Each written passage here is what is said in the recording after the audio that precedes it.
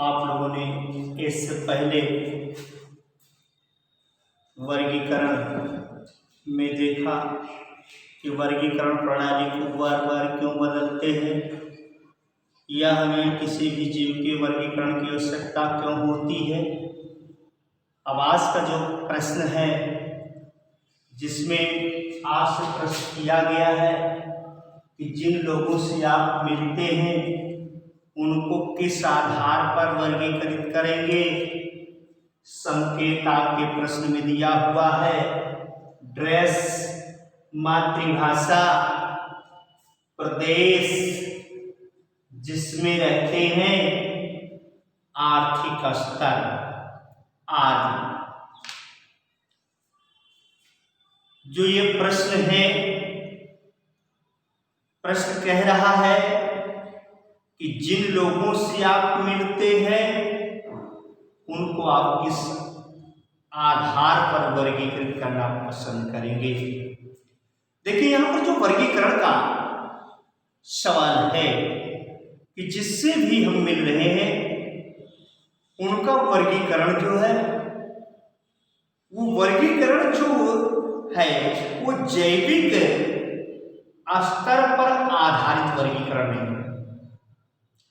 जो ये वर्गीकरण है इसका जैव वर्गीकरण से संबंध नहीं है।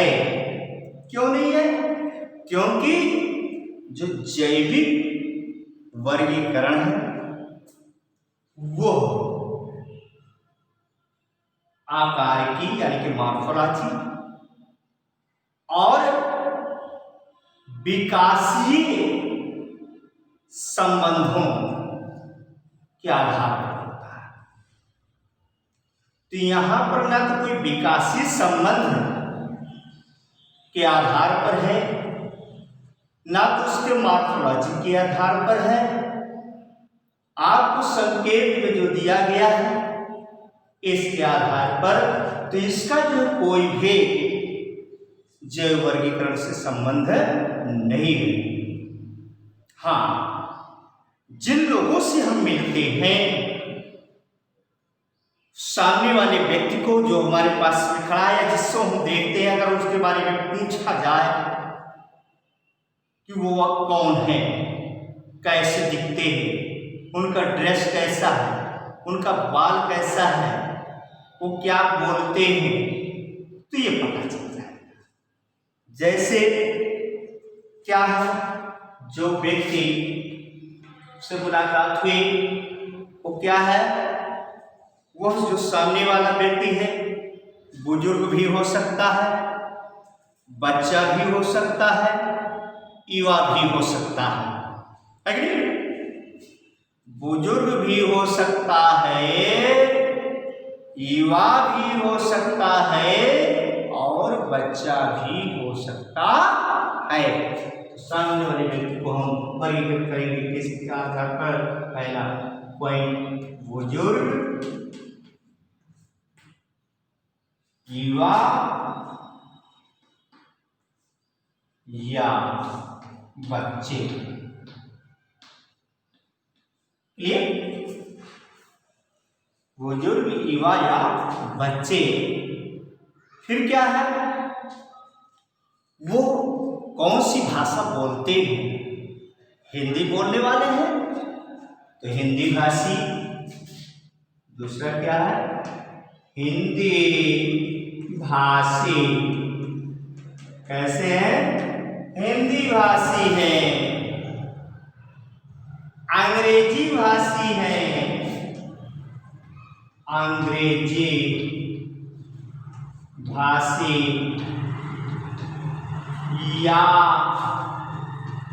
हिंदी अंग्रेजी दोनों बोलने वाले या हिंदी अंग्रेजी दोनों बोलने वाले हैं। क्लियर? फिर उसके बाद जो है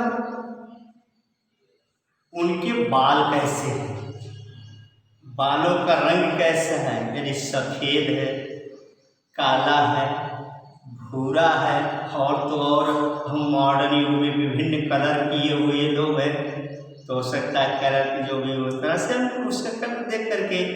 तो इसमें क्या है, तीसरा है बालों का रंग, बालों का रंग। और फिर क्या, बालों का रंग के क्या है, बाल कैसे हैं, सीधे हैं या मुड़े हुए हैं, अर्थात घुघराले हैं, ठीक, सीधे या घुघराले, सीधे या घुघराले, सीधे या घुघराले हैं। फिर क्या है कि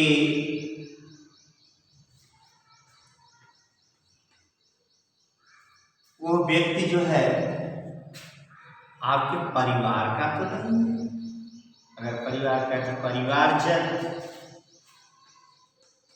परिवार जन, रिश्तेदार है तो रिश्तेदार,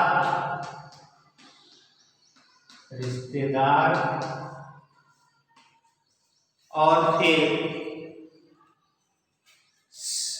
सगा संबंधी है, सहकर्मी है, एक क्लास में पढ़ने वाला है, आप उसको लिख सकते हैं सहपाठी,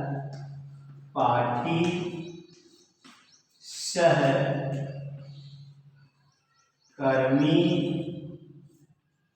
आदि, ठीक है ना। या आपके पड़ोस का रहने वाला पड़ोसी। तो इस तरह से हम जो व्यक्ति है उस व्यक्ति का वर्गीकरण करते हैं। कोई प्रॉब्लम, क्लियर। इस तरह से कोई भी व्यक्ति है अगर आपके पास में खड़ा हुआ है तो आप उसका वर्गीकरण अपने इन्हीं रूपों में करते हैं। जैसे आप उसको देखते हैं, उसका बोलचाल कैसा है, उसका आकार कैसा है, शरीर का मोटा है, पतला है, उसको जो मोटू पतलू आदि नाम इस तरह से वर्गीकरण कर गए। एक और प्रश्न आपसे पूछा गया है, व्यष्टि तथा समष्टि की पहचान से हमें क्या शिक्षा मिलती है। क्वेश्चन है, व्यष्टि तथा समष्टि की पहचान से हमें क्या शिक्षा मिलती है।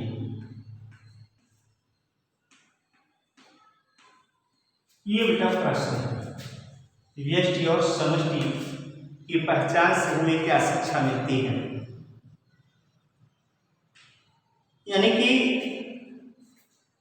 व्यष्टि का मतलब इंडिविजुअल्स, अलग अलग जो है, तो उनकी पहचान से हमको क्या शिक्षा मिलती है। तो व्यष्टि की पहचान से हमें निम्नलिखित शिक्षा मिलती है। व्यष्टि की पहचान से हमें निम्नलिखित शिक्षा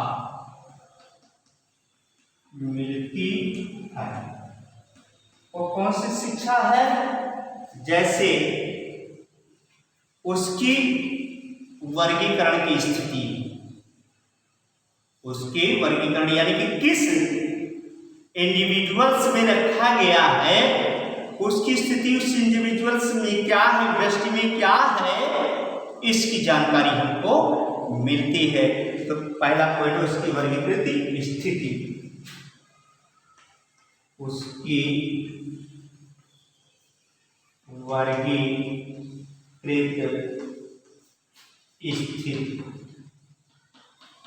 वर्गीकृत के बारे में जानकारी मिलती है। फिर उसका वैज्ञानिक नाम क्या है, क्योंकि वैज्ञानिक नाम से ही वो पूरे विश्व में जाना जाएगा। उसका वैज्ञानिक नाम क्या है? वैज्ञानिक नाम क्या है, यानी कि उसका वैज्ञानिक नाम। ठीक, फिर उसके बाद कौन सी हमको शिक्षा मिलती है? उसके वर्ग आज से संबंधित अन्य जीवों के प्रारूपिक लक्षण। वर्ग आदि से संबंधित प्रारूपिक जीवों के लक्षण, यानी जीवों के प्रारूपिक लक्षण। फिर क्या? उसका अन्य जीवों के साथ क्या विकासीय संबंध है? उसका अन्य जीवों के साथ विकासीय संबंध है। उसका अन्य जीवों के साथ विकासीय संबंध। तो इसके बारे में हमें व्यष्टि के पहचान से शिक्षा मिलती है। अब जो है समष्टि के पहचान से कौन से हमको जानकारी मिलेगी? उसमें भी है कि समष्टि की पहचान से हमें निम्न जानकारी मिलती है, क्योंकि जो समष्टि के सभी जीव हैं उनका एक साझा जीन पूल होता है। समष्टि के सभी जीवों का एक साझा जीन पूल होता है। तो हम इसको लिख सकते हैं कि समष्टि के सभी जीवों का एक साझा जीन पूल होता है। फिर क्या? वह प्रकृति में मुक्त रूप से जन्म करते हैं, लेकिन अन्य समूह के जीवों से जेनेरिक रूप से पृथक्कृत होते हैं। प्रकृति में वो जन्म तो कर सकते हैं, लेकिन जैसे दूसरे समूह के जो जीव हैं जेनेरिक रूप से उससे अलग होंगे, उनसे पृथक हो सकते, जन्म नहीं कर सकते। तो अब क्या है? वो प्रकृति में मुक्त रूप से जन्म कर सकते हैं। वह प्रकृति में मुक्त रूप से जनन कर सकते हैं। मुक्त जनन कर, लेकिन अन्य समूह के जीवों से,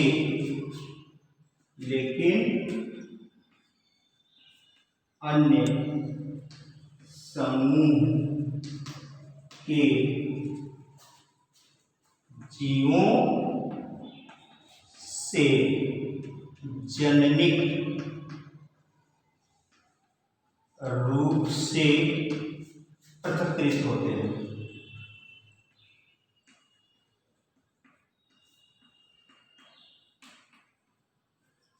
क्लियर?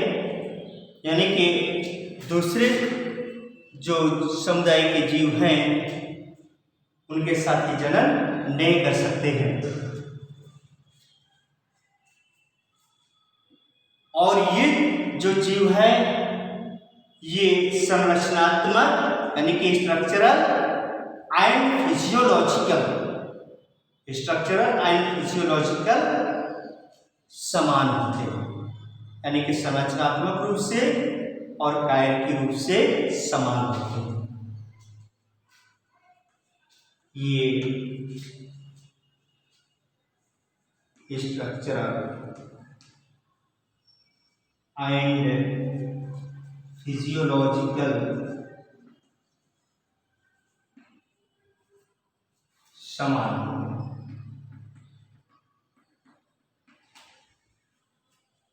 स्ट्रक्चरल और फिजियोलॉजिकल क्या होते हैं? समान होते हैं। फिर जो उर्वरक संतान पैदा करने वाले ये जीव हैं उसमें उत्परिवर्तन भी पाया जाता है। उर्वरक जीव संतान पैदा करने वाले यह जीव उत्परिवर्तनशील होते हैं। तो इस प्रकार से इन जीवों में उत्परिवर्तन दिखाई देता है। अब आप सोचेंगे कि उत्परिवर्तन क्या है? उत्परिवर्तन क्या, जिसको म्यूटेशन कहा जाता है, उत्परिवर्तन क्या है? म्यूटेशन।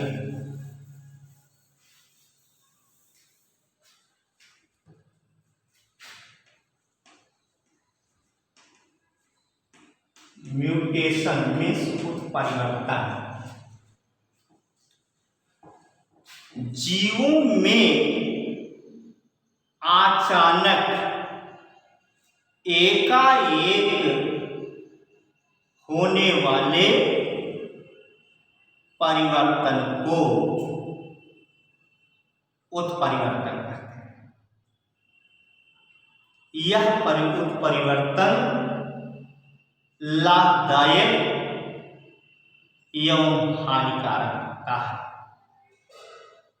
उत्परिवर्तन के विषय में जिस वैज्ञानिक ने अध्ययन किया उसका नाम क्या है? ह्यूगो डे व्रीज। ह्यूगो डे व्रीज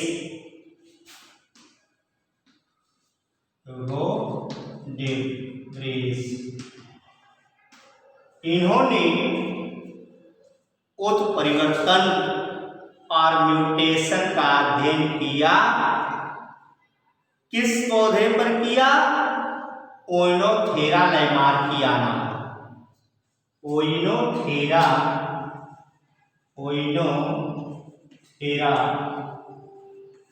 लैमार्कियाना।